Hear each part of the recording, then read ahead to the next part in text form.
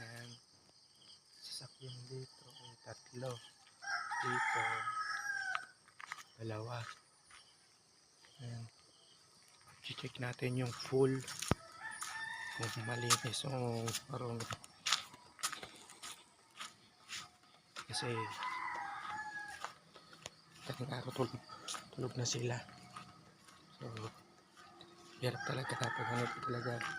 Kailangan matangga, gising ka na. Kailangan maingay, huwag maingay.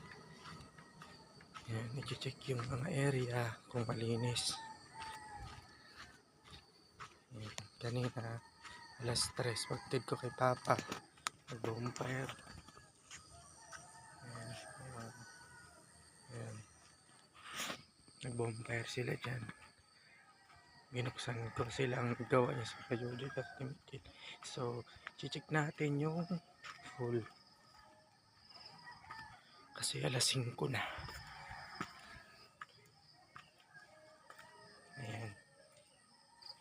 So, okay, malinis.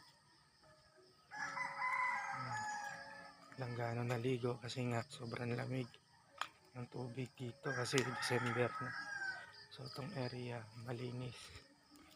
Sa taas i-check natin din kung malinis rin para pagising ng guest malinis na lang, diba?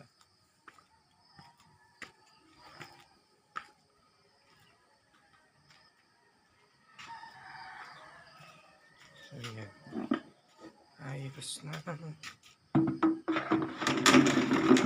upuan. Kailangan maligay kasi tulog sila.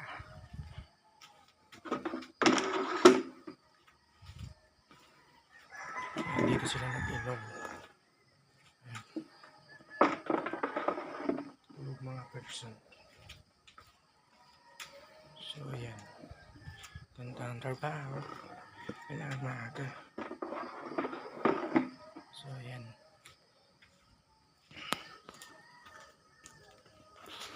may tumba pa.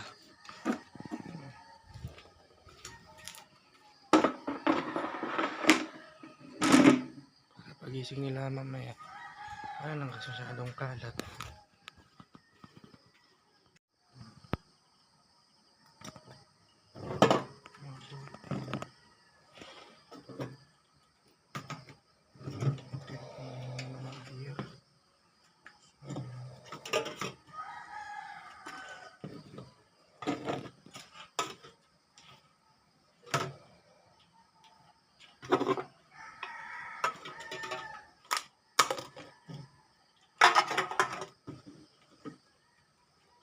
So yan, para pagising nila malinis na.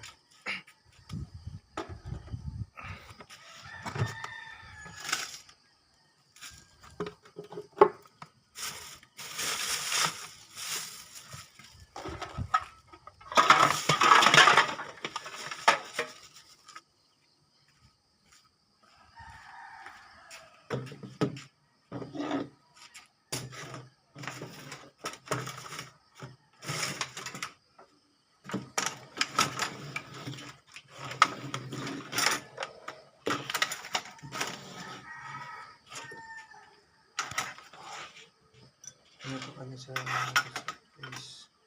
Ito yung mga umaga. Ligpit na talaga. Malinis. May ibang resort na hindi nililinis. Kami, kailangan malinis para balik-balikan ng mga guests. Ayan. Panoorin nyo to sa aking YouTube at channel at sa Facebook. So ayan, malinis na siya.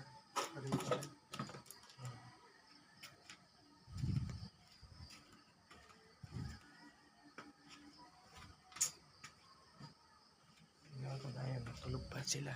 So alas 5, so alas 3.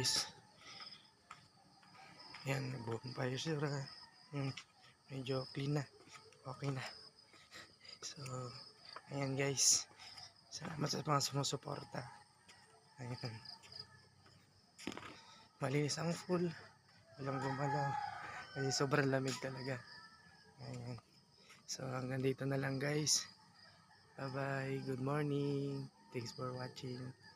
Ingat po kayo at lagi nyo suportahan ang aking YouTube channel and Facebook. So, ayan guys.